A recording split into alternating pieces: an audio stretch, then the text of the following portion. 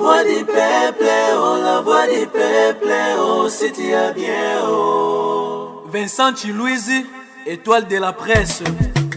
La voix du peuple, toujours longueur d'avance. Les informations partout dans le monde. La voix du peuple, toujours actualité na actualité. La voix du peuple, maman na ngaye, oh yango yo eye.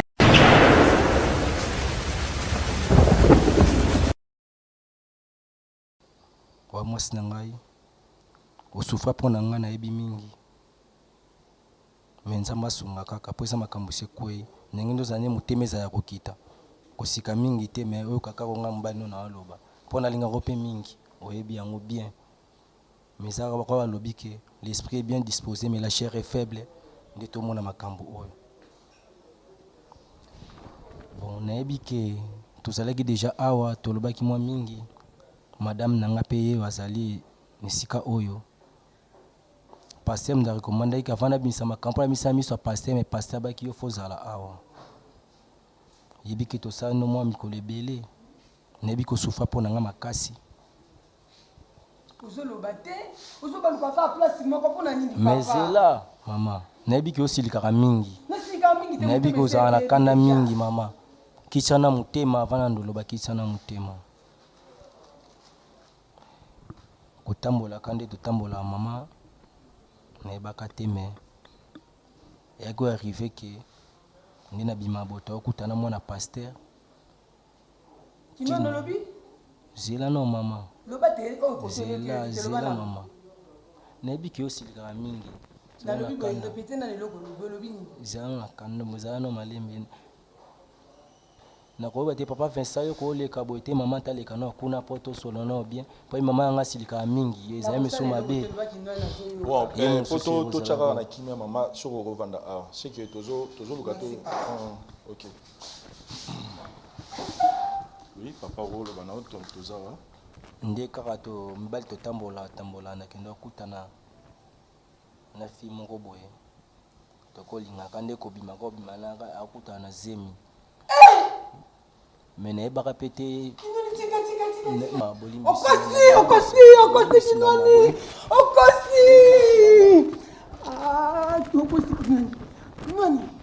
mwana pasteur kinoni okosi ngai obosani nyonso papa okosi ngai kinoni te papa na ngai dadi papa na ngai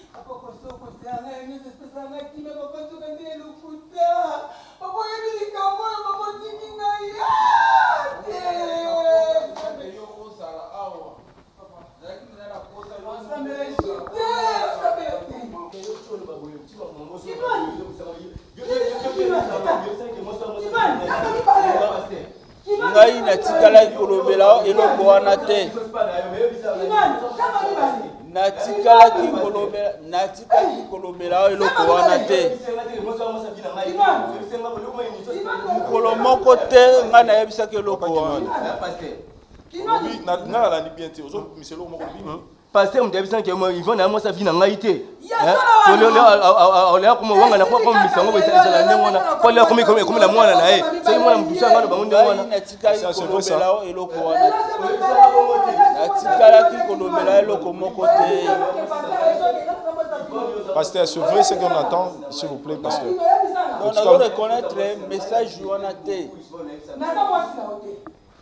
donc azoluka se camoufler par rapport ya blessure oyo atie mwasi na ye yango nde azoluka ase défendre na nsima ya maloba wana ngai natika koyebisa eloko wana yo tikala jamais kobeta lisolo naki oyebisa eke aza mwasi avi na yo te non na ntango nyonso ngai nazalaka na bango naye nalakisaka bango kutuke nateyaka bango nayebi la patience luka moya ose défendre na mwasi na yo ke ozala nsima na ngai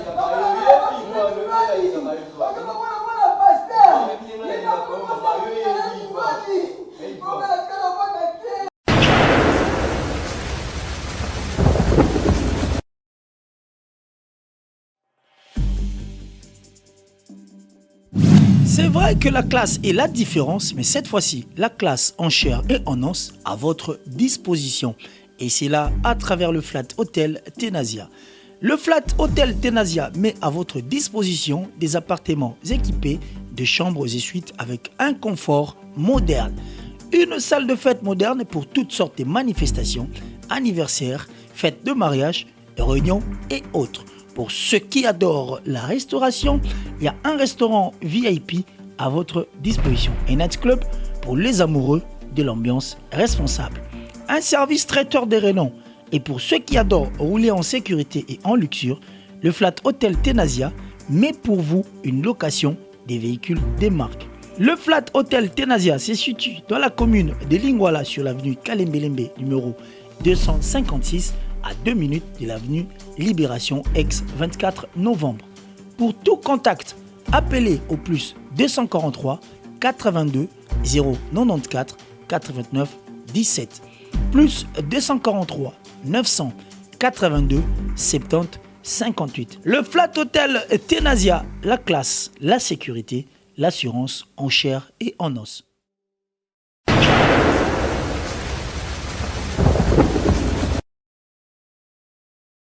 Voilà, nous continuons avec notre émission Vérité en face. Comme tout ce que Sabino pour Naka, il y a Maman Nabiso Nelina Mbalinaye, na ex Mbalinaye. Nous allons vous donner la suite. Suite Nabiso Zara qui est offert à mener Papa Mbalinaye, ex Naye, na raison pour que à Limbisa. Parce que nous tous nous savons que pour cette situation, le pardon vraiment plutôt le mariage et aussi souhaiter surtout Nabiso africain. C'est vrai qu'on est des chrétiens. D'ailleurs, même dans le christianisme, ce genre de choses sont vraiment permises. Là, nous continuons avec notre émission Tozana Couple Kinwani. Nous tous nous savons ce qui s'est passé à travers extrait aux paroles pour rafraîchir notre mémoire dans la réalisation. Bonjour, maman. Bonjour, Père. En tout cas, Totondio, Oye Malamu, Lisusu Nakati ya Isanga na Biso Oyo. Na maso le cas qui joue wana, Ezaki ya Kolela, Ezaki ya Pasi. J'espère que Bandeko Mingi batala qui missiona dernièrement, peut-être bakanisa qui zoa ile kotozo qui moi temps.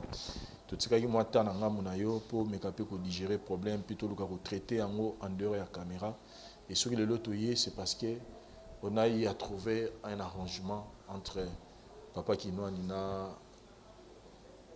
Madame Naye, et s'il vous plaît, maman, ceux qui ont rose au micro, d'abord Papa Kinwani, jusque là, Tolengaki d'abord, Mekako Zonga Momukenanzela, dans le sens que Oto Yambaki joue na Zamsa na Nzambe, asa pasteur. Na manso oyo il est entre bino. Biso to rolingate image ya pasteur ezala sali awa. Yango to lingaki na télévision ceux qui ont représenté dans Beskiz na yo. Na basali nyonso ya Nzambe puis na pasteur wana obli oyo o mekaki epe ko loba makambo oyo ezaki kitoko te ko loba ke ye ayebisaki oke Maman Zamosi a vu na yote, basala Nzambe belé bazaki blessé na yango, ceux qui ont représenté Beskiz na yo pour na mais qui un peu c'est comme ça on a compris peut-être au bandego lukanini à se justifier mais ce qu'on sait quand même bolimbisi na papa pasteur et puis na basali nyonso ya Nzambe bazota la biso na moment. Bon, merci pour la parole papa Vincent. Basali nyonso ya Nzambe o bazolanda biso bazota la biso. Na ko senga bino na ba pardon mingi na oye bimaki mukolo wana. Olimbisa botala ka isamba mwa bolingo za mwa pasi na mutema taka madame ye mwa zala kiwa na mwa ya koloba mingi ekte pona epesa mwa pasi ye mona lobeka bongo po na kitsa mwa madame mutema mais basali ya Nzambe bolimbisa ngai na oye bimaki wana ezaka malobe bimaki me bolimbisa ngai. Et après avoir ko solola na madame na yo na ne bo sololi totoye ba conclusion ni bozu na makambo.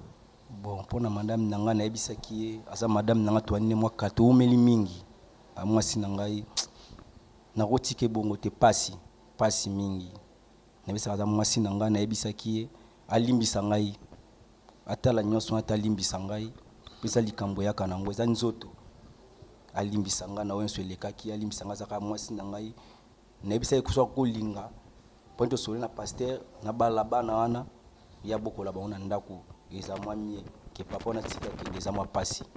Mais soko lobi bana wana c'est que il faut bala bango fona bala bana wana nde tosole na paster abai il faut na bala bana wana mpo naza mwa libre fona bala bana wana mwana waza na libumu na deja botama deja na deja botama na fona bala bango mibale soki mama oza disponible mto mama mto azoma charge na bango bokola bango na ebite pour mama te tosole na deja ndime na ebite c'est le motema na ndenge ezala mais pour na ngai ndi na ke fallait to azaka nda kumona ngai kokendeza esa ma isala mapasi na kokate.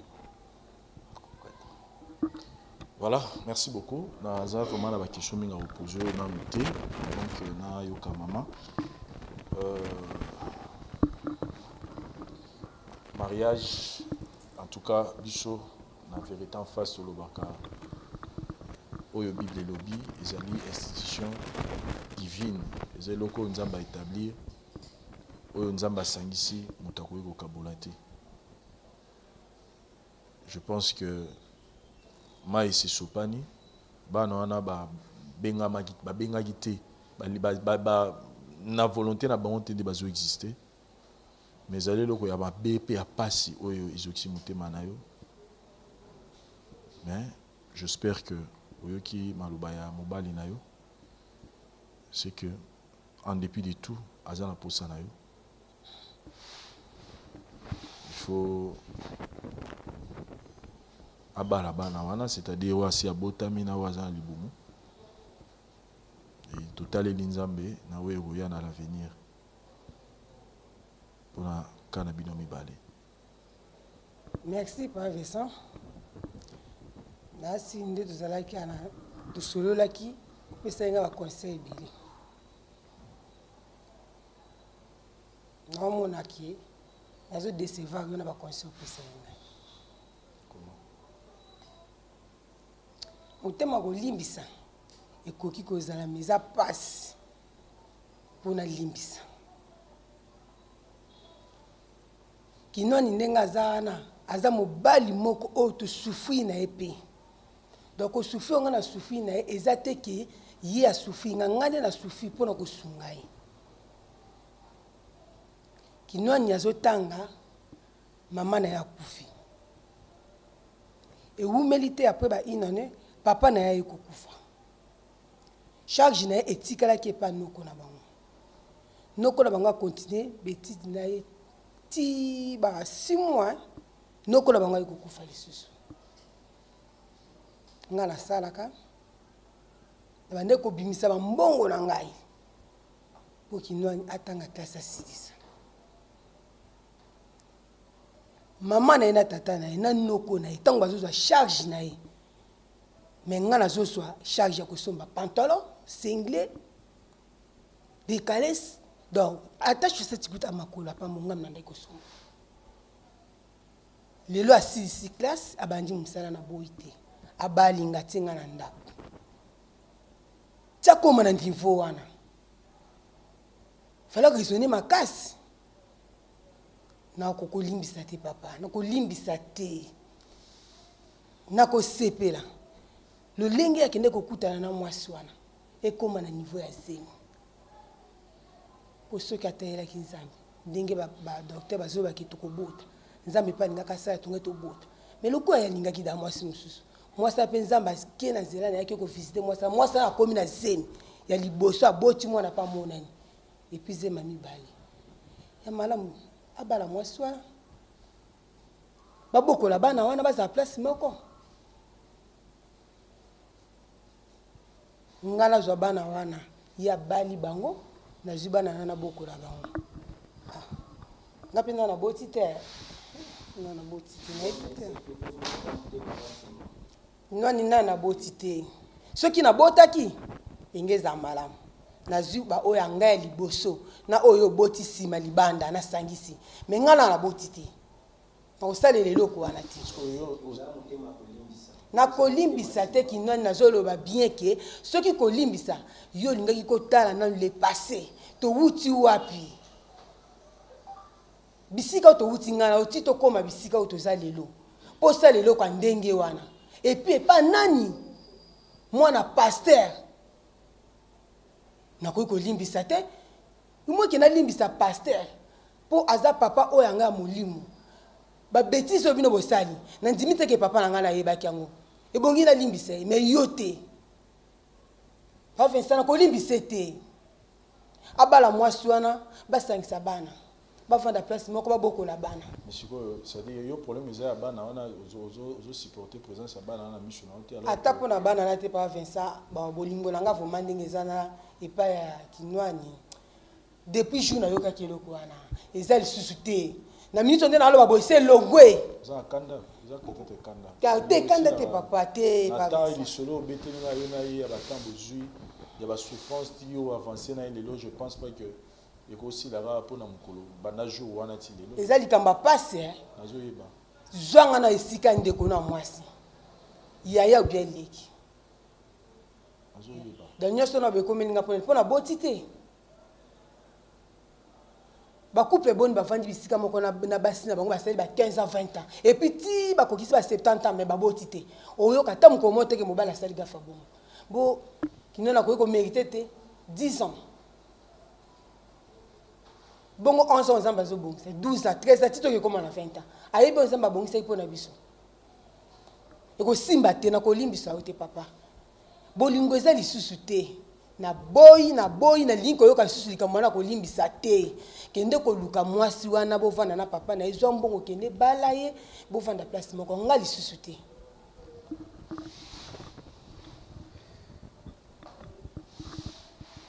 papa kinani j'en ai moi maîtrise muke maman pe na aussi moi j'en maîtrise to yo kana no oyo ba pasteur ba na conseil on se retrouve juste après merci.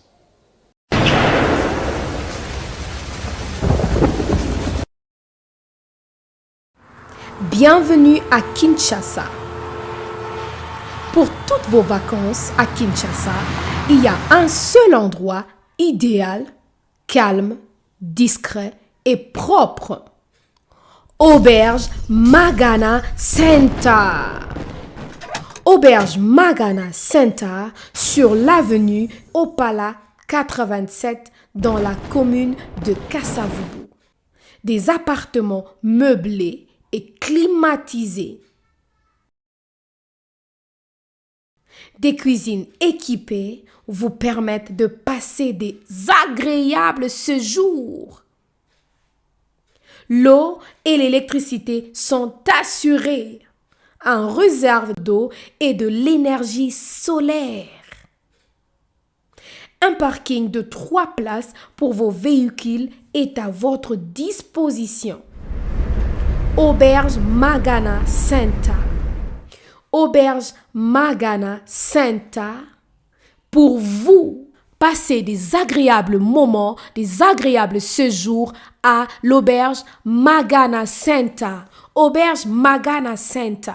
Appartement, il y a bien meublé, bien climatisé. Mou pepe, loko la kakana bundes. Venez et découvrez l'auberge Magana Center. Au Kominakin, il n'y a pas d'électricité, pas de problème. Et pas nabiso, na auberge Magana Center, solution assurée de l'énergie solaire. Maïezate kobangate, na auberge Magana Center, solution ezali. Bandeko, bino bato bovandi na France, Allemagne, Suisse, Belgique, Hollande, Londres et partout dans le monde. Dès que vous commis à Kinshasa, il n'y a qu'une seule adresse. Boya, beau vivre. Adresse Moko Kaka, Moko. Sur l'avenue Opala 87. Na commune ya Kassavubu. Ya boye bazui wapi. L'auberge Magana Center. Ba séjour na kakaka.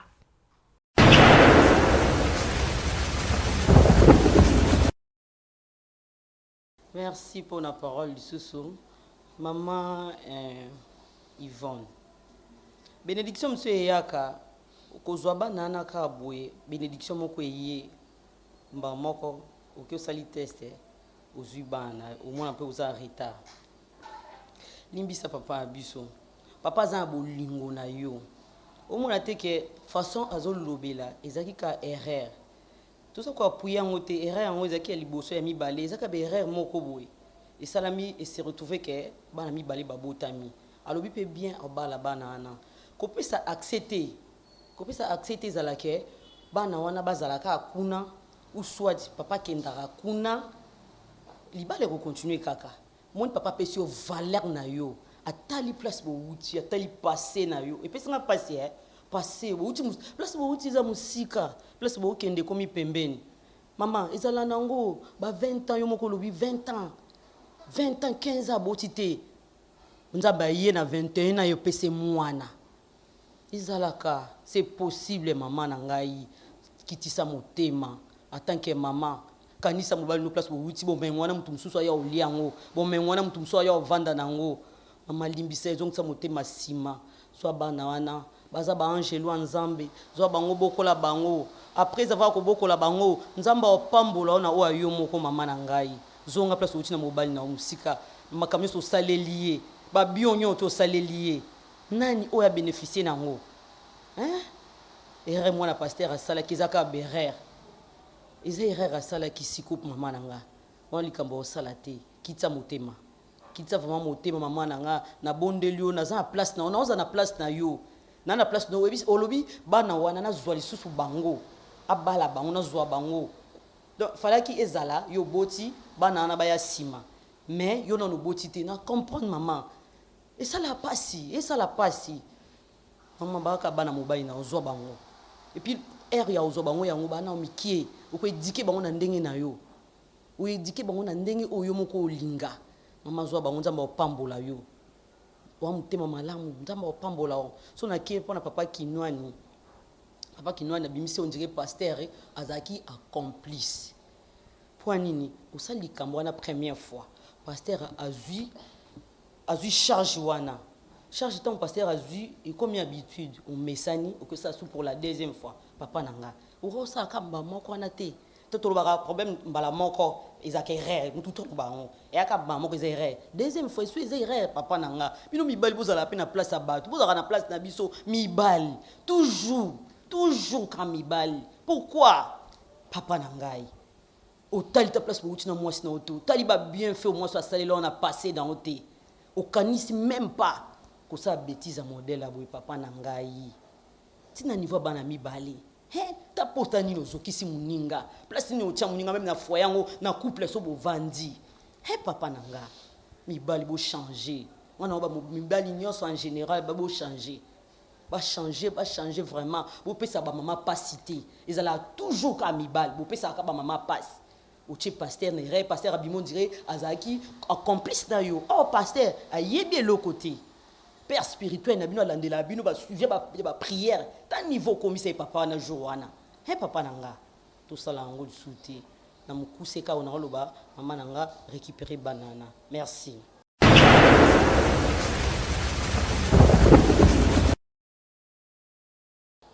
Merci pour la parole cordon.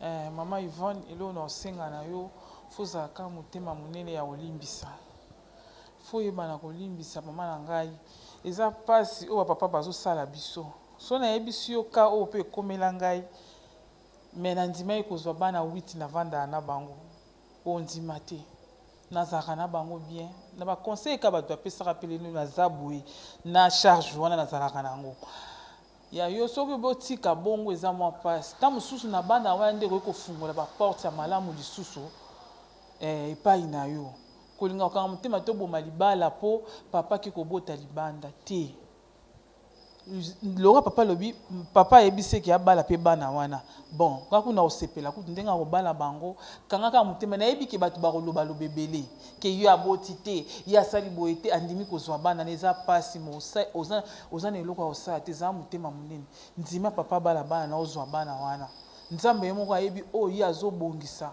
mpo na yo alingaki mpe likambo wana esala mabongo mpo le mosu afungolela yo banzela oyo ye abongiselaki yo mama na ngai ezala motema monene ndima charge wana eza ya yo eza te mpo nazokotela papa kinwani te asalaki mabe papa kinwani aza asali mabe na oyo ye asalaki lokola asengi bolimbisi ke mama limbisa ngai na ndimi na bala bo mpo ale mosu akase kuna azonga lisusu te mpo loko ese yebani boye akolinga kosala yango lisusu te mpo papa molimo aza wana mpo anosala yango na ndenge akobatama sikoyo ese ebimi na mpwasa akolinga azonga lisusu malamu abala bana na bana baya na ndako mpo asala yango lisusu te mpo nde aza nete ye oyo ye asalaki ya mabe eza ya koteya ye nde aza wana mama na nga zwa bana nzembe ye moko ayebi akobongisela oyo ya malamu eza mpo kwanda biyoka yoka bato te bazoloba kanga matoi récupérer bana wana baza ya yo nzambe ye moko ayebi akosunga akopesa yo bana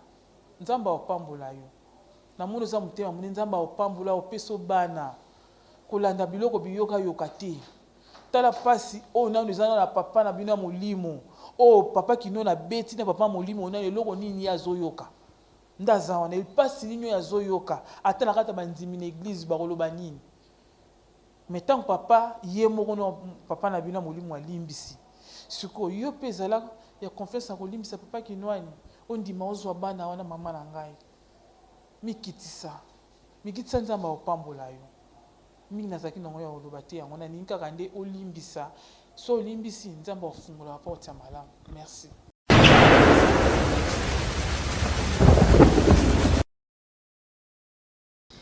Oui, merci Lissus Cordon pour la parole. Quand maman Yvonne a le but que décevoir Bisso, c'est une déception aussi. Parce que toujours moi tant et belé à Rosolo Anaï, elle nous a assuré. Mais à la fin du contraire, à percevoir sa position sous. Bisso véritable face tous un système na Bisso ya koleka na kobimiso zanango si matoki na réparation. Comme il a trouvé réparation à Bissou Izamabe, il nous a surpris la décision de Moussous. Esaïe. Parce que c'est lui qui va rester avec ses enfants. C'est lui, Azamo Sakinouani. Tout ça, nous avons côté de imposer. Mais ce que Zana Mato ya Koyoka, à Koyoka Bissou, Ata Nemi Tozono Bele Sikoyo. Bien sûr, tu as dit que Mabé c'est Salamaki.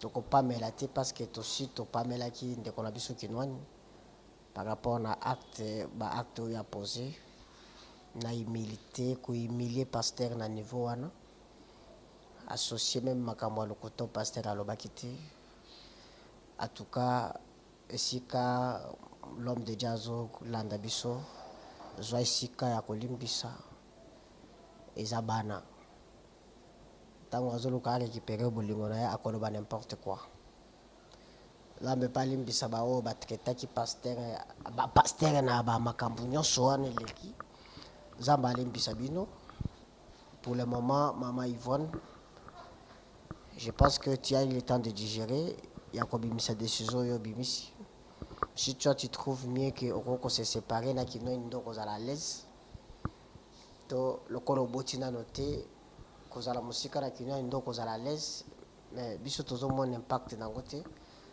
parce que moi to moko ya libanda aya ko kabula libana na yo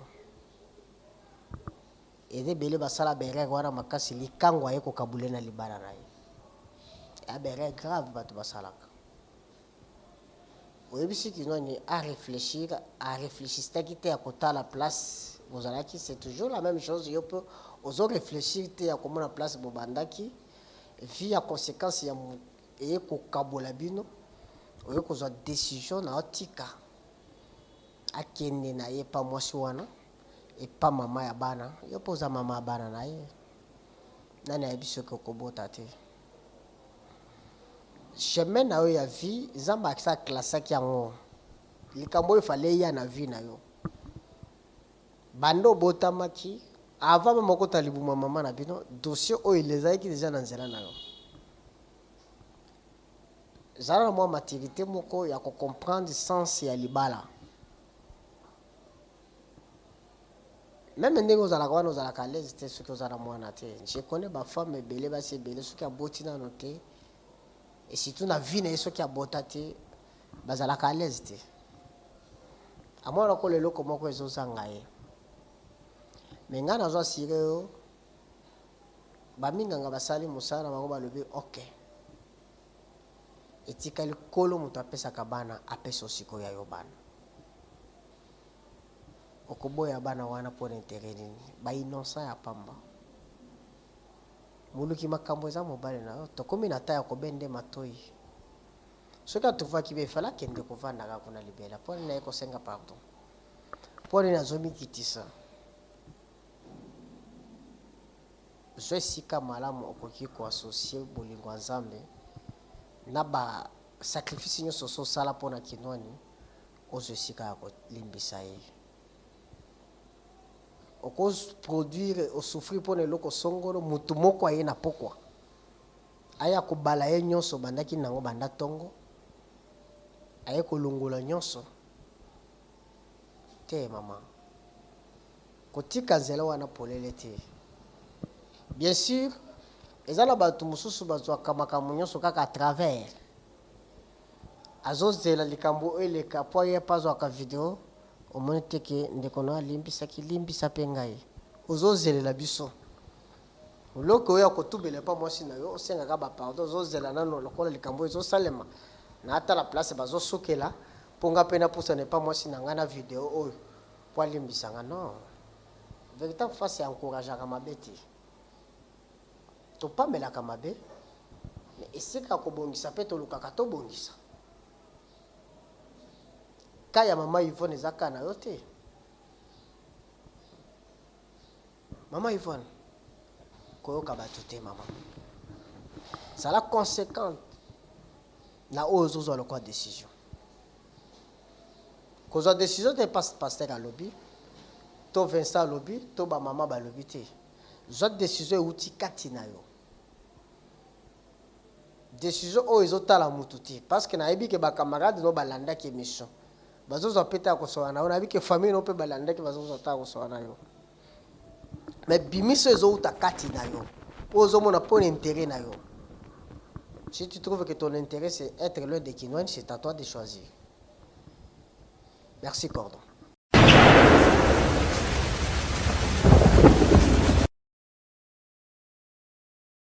Merci encore une fois Chiluizi pour la parole. Na pamboli nzambe na intervention nyonso bande ko basali.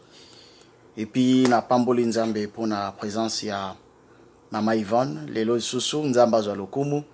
Quoi que semaine ucholeka moi mbutu esalaki, mais c'est tout à fait normal, c'est raisonnable parce que mon côté, moi c'est mon côté à koki ko accepter via bongo, moi c'est mon côté à koki ko linga ko kabola mobali na moi c'est mususu.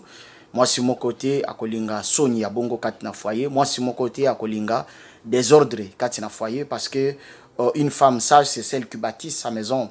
Les faits à kolinga mobile no ya ko soin na ye ko permettre te que buzoba et salema parce que baby ça capé dignité ya batu et surtout que aux amwasi oyo yebani na ndengo yebaneli na ba activité na yo na makam na yo et surtout que parfois na ba eloge pesa kapona mobali no koyoka ba makamba boye eza vraiment esengote nzambe azanzambe o permetaki que a toucher motema ya yemoko ndeko Kinwani koya ko dévoiler makambo oyo na télévision afin que lelo oyo oyeba yango ezaka kake nzambe azwa lokumu parce que nzamba lobi na circonstance nyonso tokumisa ye circonstance nzamba lobeli alobi kaka circonstance teke pona sengo alobi circonstance nyonso asala exception te do tokukumisa nzambe pona mawa tokukumisa nzambe pona sengo tokukumisa nzambe pona nyonso ekomeli biso bana na nzambe esengeli na biso to kumisa nzambe. Deuxièmement, la prière, tout ce qu'on dit là, tout ce qu'on fait sortir de nous comme parole, comme sujet, ça vient pas de nous, ça vient pas de nos pensées. Et ça Saint-Esprit nous souffle la rabiso. Donc voilà, les parenthèses, ya web ça mutuke problème et ko bungi sayo via ko sambela te. Senga kama makasi na nzamba opeso makasi oko sambela.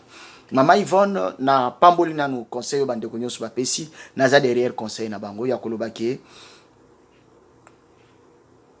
yamba bana wana. Fungola motema ya kozwa bana wana. Fungola motema ya kolinga bana wana. Bana na bakoza la ba porte bonheur pour na vie na yo. Na vie oyo batu nyonso tute bazwa esengo kaka na bana o baboti biologiquement. ezana bato pe vina bango échangea na bana oyo bazui ya kobokola na bana oyo ya bandeko. Donc c'est faire possible bana na pe ba changer image na yo. C'est faire possible bana wana baza la porte d'entrée ou bien baza la bénédiction pour na ko produire ko porter lumière, ko porter délivrance pe na oyo zoluka yomoko biologiquement. Bana wana balukaki baboti te baboti ndem balukaki bango. Donc ça n'a rien à voir entre papa, maman na bana wana. Bana na exempté bango na kanda ya papa, exempté bango na kanda ya maman. Certes, acte basala ki papa na maman izaya malamu te, mais nzambe a permettre que bana na baya tikete to yamba bango. Biso na yo to yamba bana wana to ko soutenir yo na losambo en fait que kimia izala kati na bino. Oyebi quelque part na Bible bazotala na biso lelo talikango nzamba considérera yango. Quoique mokilezo changer ba appellation, mais nzambe azotala kaka mwana. Parce que ce nzamba linga ki fruit oyo ya likango wana te alinga ko boma Samuel. Mais aboma pardon alinga boma Ismaël. Mais atika Ismaël en vie parce que Ismaël a une alliance na tata na ye. Quoique Isaac ayaki. Donc alinga ko linga permettre que Jephthah comme mukonzi ya bandeko na ye. Alinga permettre que Salomon akoma oyazali. Donc nzamba considéra ka fruit oye bimi même na kimakango, mais acte ya makimakango nde nzamba kondanaka. Donc conseil na koyiko pesa yo en passant ezala yo ndeko zolanda biso na tindi yo te okende kobota parce que nzamba validaka non il y a eza péché parce que ça hors mariage au suivre lit conjugal, infidélité, adultère. Donc na koyiko permettre en ngote c'est ndenge to kondanaki via papa qui noani na début dès le premier jour. Donc tu peux condamner ba acte wana te po eza mabe ozana femme na yo légitime na kati ndako. Il faut respecter moi si na yo quelles que soient les conditions abota te. To balaka moi si to balaka bana te. Bana baza conséquences, bana bazali fruit, bana bazali bénéfice. Ya libala. Ce qui peut moi na ye. Tamie so peut moi na ye te. Tamie. Ika ezaka kate ke no na mona mututa ya ko pesa dot na lobi na yo bala bana. Bat ba omono fou. Mutu ayaka ko bala moi si. Alors, basi, moi si te muta produisaka, nzambe muta produisaka kati na mwasi. Nzamba salaka, semence wana, ebota pour moi si apesa yo moi. Okoyuko trichete parce que zana posa moi. Non.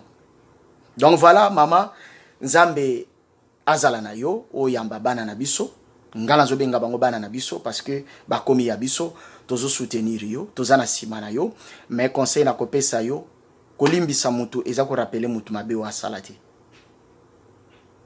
To sepeli na makambo te mais alana motema ya bomama ko rappelaka papa makambo esalemite mutu nyonso zana berere mutu nyonso zana ba défaut mutu nyonso zana mabe et puis ta petite sœur to pe mwana ya pasteur ko joyeux ennemi na yo invité quoi qui azala qui embrouillé elle a commis de grosses bêtises ou ils a insupportable mais je te dirais une chose pour que tu sois béni il faut la considérer quoi qu'il y a pas na yote quoi que yo po kendo koluka yete là je suis d'accord mais Nalikambo Oyo, ça là comme si elle n'a jamais existé et pas na yo. Comme si tu la connais pas à vivre n'engazo vivre, mais considérer bananaye et vous allez malamu mingi, pardonne ton mari, pardonne beaucoup plus ton mari et vous reconstruire via Sika, vous yeba ndengeni ya ko cheminer ensemble. Mais na centre nyonso tia nzambo kumona ki nzamba kusala makambo susu. Nzambo sambela kawana activer li susu moto. Omoni ndenge nzamba dévoiler makambo oyo. Mama ya mpanya zawana yoko tumi bali me mama ya mpanya zawana akote ya yoko leka susu pre sama makambo ezo bima libanda nzamba zana simana yote nzamba tikio nzamba apuya ka bato yo bazo sala oyo ya lingi me bato bazo tambola hors la loi na ye nzamba tika ka bango yango lobi malheur aux enfants rebelles car ils prennent des résolutions sans me conciliter on a mkande zaï. Donc c'est comme ça osa obligé à répondre à l'exigence il y a les deux familles côté papa, côté maman. Pasteur a ko lo babon na limbisi nanga. Mais yeba ke kausa pasteur pinsoli pesa kimia mutema pasteur parce que kolela ya pasteur e ba retomber na ngwe ko zala sérieux et ko zala mabe mingi. Conseil na pesio. Na okende 1000 chemete ya ko loba sito loba mais yeba yango ceux qui moi c'est l'ambition ko loba te gaza faible. Kolimbisa mutu ezaka faiblesse ete ezaka juste mutu alingi harmonie juste mutu alingi tambola selon yenge bene biblia et juste pona mutu kolakisa ke makambo salimba la sima kozongela ngo lisusu te parce que même nzambe yemu kwa lobi ke soki alimbisi ozongeli makambo wana mbano ezali Voilà conseil na kopesa yo, respectez moi sinayo. Tout ça li conjugal na yo, yeba kolinga moi sinayo, zonga ta na ba passé ya moi sinayo, vio bo vivaki avant libala et pendant libala, yeba moi si oyo zana e papa, kozala na moi sa malamu eza don merveilleux. Kozala na moi si aboye, lokola Yvonne eza don merveilleux. Eza don merveilleux. Namboka na mukili alelo, eza saint don merveilleux. Don moko merveilleux. Mozoe ba ko gérer yango te. Zala sage, zala intelligent, zala mobali responsable. Ma famille moko, boko ma famille moko te me boko ma mutu moko. Kolela na ye e kozwa yo. Ya on appelle une référence. Bible zolo baki Sarah, tango akoma ikolela pona Agar, nzamba yebisaki Abraham, considère maloba ya Sarah. To sala attention. To sala attention. Ana zako bota te. Tango akomi kolela par rapport ya bambwakela ya Penina. Nzamba yeko pesa Ana mwana oyo lelo aza faiseur ya baroi na mokili oyo na kombo ya Samuel. To sala attention na ba femme légitime. To yeba kalolenge nini ya kotamsa bomo ina biso pe ya kojeru ba foyer na biso, voulais-je dire. Nzambe na lola apambola bino.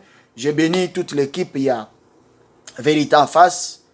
Mon frère pasteur bienvenue, on est ensemble.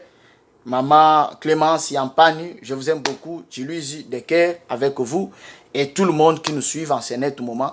Bozala béni, toza ensemble, tokokoba toujours ko sala msala oyo pona kokota na bafoye na bino pe ko bongisa oya mutuya.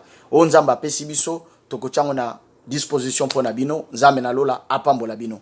Vos prières pour nous ezalaka mutuya mingi. À la place de nous critiquer, à la place de critiquer l'émission, plutôt priez beaucoup plus pour nous parce que nous sommes beaucoup plus combattus. Nous sommes beaucoup plus combattus. Vos prières et kosala ketozala na mingi susu ya kopesa epa na bino nzamba pambola bino toza batu toza na ba famille tozo mériter pe respect tozo mériter pe ba prière na bino nzambe na lola akanisa bino pe pambola bino na ba ebolandi biso na ngonga oyo. Merci beaucoup.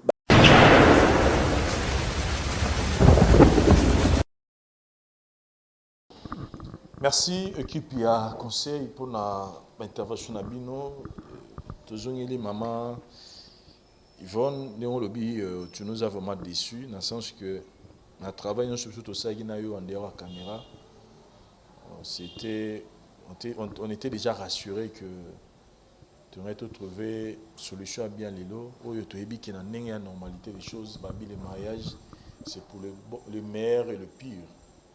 Oui, c'est pire. On va la souki, à cookie sous patienter 10 ans à 10 000 bandes. Quand on est ebeli biso africain bana on a vraiment faut bazalaka ba bienvenue pas non surtout que n'y a autre le bon début que ba on te ba c'est vrai que na mokili les erreurs ya papa mais bimisi batu na mokili to yebi pété lobby ba cause bana ni maman. Merci Papa Vincent. Ba conseil nyoso bo conseiller en tout cas na yoki eza malamu o bo lobby pe botalisi ngai. Mais pour nakoloba bo solo o meza na kati ya motema na ngai nakobokola bana wana te nakozwa bango pe te nisika na boya kobokola bana wana nazwa bango te ezaki po papa na bango azwa devoir ya kokenda kotala bango malamu pena papa na bango ngape libala na Vince na kinwani ezate aboyi na ngai ye a continuer vie na ye na bana na ye na mwasi na ye ngape na tikali na vie na ngai na ndenge na ngai na koyoka te pa Vincent na koyoka kinwani te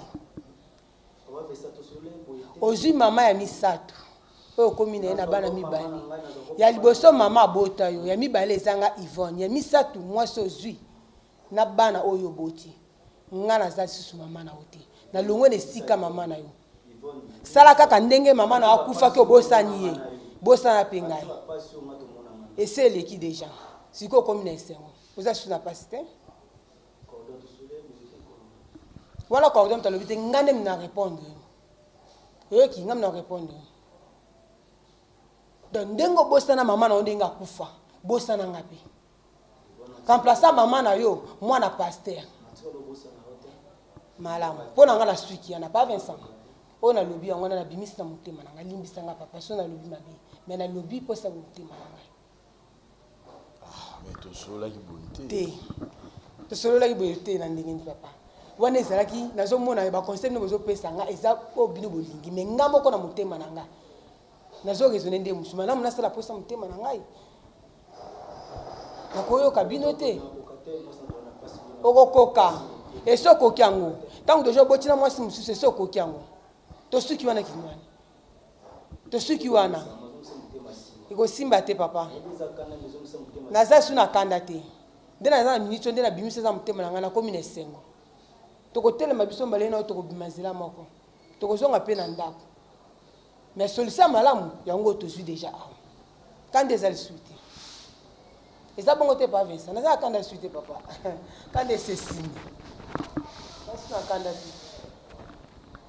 likambo eza na kanda soki conclusion eza te mais lesi tozwi conclusion wana obona oza na kanda mpo nani kanda eza te nazozanga maloba parce qu'on a beaucoup parlé avec toi topesi yo badetail nyonso mais tozomonaki awa esimbi te papa nire nyonso nalobi na ekoti ngai te da soki ekota ngai seke ebimi ebimi papa Papa Kinwani, voilà Zala Kimia, chers amis téléspectateurs, je pense qu'aujourd'hui, je termine cette émission avec une moi tristesse parce que les deux cas, n'est to prévoyait qui aussi ça Bakamulelo.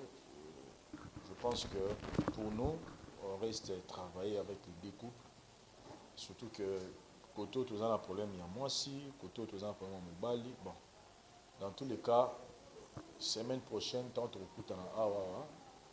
Même la suite, il y a les deux situations que nous allons, mais sinon, tu sais, merci maman, Yvonne, on a nous accepté qu'il y ait la caméra, et papa qui nous a gardé calme et tout sur la pré-caméra. Merci, par vous c'est ça, d'arriver à ça.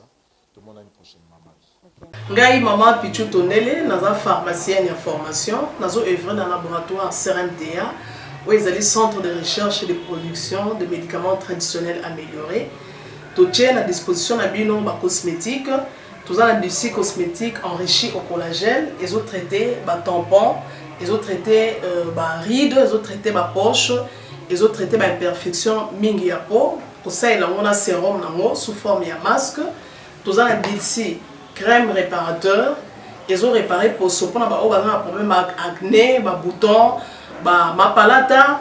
Et puis, quand c'est un sérum, où ils ont enrichi dans l'acide hyaluronique, tous un gel douche, tous un grand format, un petit format, où ils ont mis à paille, ils ont adouci un peu, tous un des cheveux, où ils ont collé sa souki, cheveux abîmés, souki, ils ont quatre en pamba, souki, ils ont teinte, ils ont bondi sango, ils ont retardé repousse, il y a cheveux blancs, pour ça, ils ont huile, ils ont bain d'huile. Tout ça na crème pommade, tout ça na savon où ils ont accompagné gamme ya cosmétique nyonso.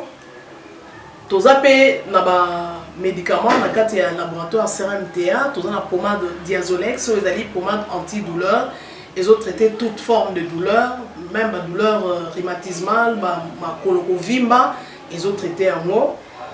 Tout ça na crème Borex où ils ont uniquement pour na ba papa. Ils ont rallongé le système de papa et puis ils ont agrandi en moi. Tout ça na diazostimule où ils ont produit la bise, ils ont traité différentes formes d'impuissance sexuelle, éjaculation précoce, dysfonctionnement érectile, faiblesse sexuelle en général et pas basse ils ont traité frigidité. Ils ont sous forme de comprimé. Tout ça la zinginalis auto-présenté sous deux formes, comprimé à sucer, na suppositoire. Où ils ont traité différentes formes d'hémorroïdes internes et externes. Tout ça la meilleure médecine. Où ils ont traité la levure, tout ce qui est MIB, tout ce qui est maladie, kyste, il y a MIB, ils ont traité en eau sous forme de comprimé dans le sirop. Tout ça la crème meilleure médecine où ils ont traité tout ce qui est maladie à peau. Genre d'être maladie à PC, mycose, c'est là qu'il y a mibali surtout, il y a sapatou.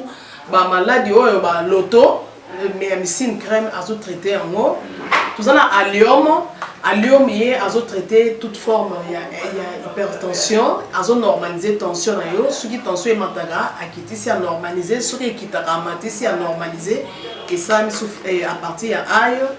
Tout ça la menga oyo eza produit moko anti-anémique, bateau bazara ba connaissera problème et anémie quelle que soit origine nango menga azo remonter bango eza tonifiant pe ezo pesa makasi énergie na nzoto.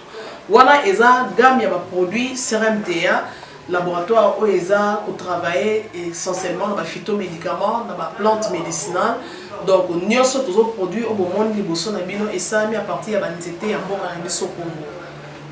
À part ba kisi oyo na siko tangela bino tozala ba maladie musu auto traitera pe auto sala to benga ba préparation personnalisée ndeti na ka ba myome par exemple to c'est une préparation mon corps pour et permettre de réduire dimension à myome pour et faciliter au kobota tozala kisi oyo pe sera pe bato bazoni ko kobota voilà to traitera en couple et ba contact na biso na Kinshasa eza plus 243 81 83 13 322 plus 243 81 83 13 322 plus 243 89 89 33 855 et la Libanda tozana plus 1 514 329 12 56 plus 1 438 765 64 73 voilà ça ba numéro à contact na biso ba ndeko ba kobenga Libanda na ka ba maladie songolo pakala maladie oya ba teigne tondante o esala ke muntu abima ba mafina na mutu to traitera ngope donc pour contacter biso opposer problème na yo to ba plante nini o e solution à problème na yo.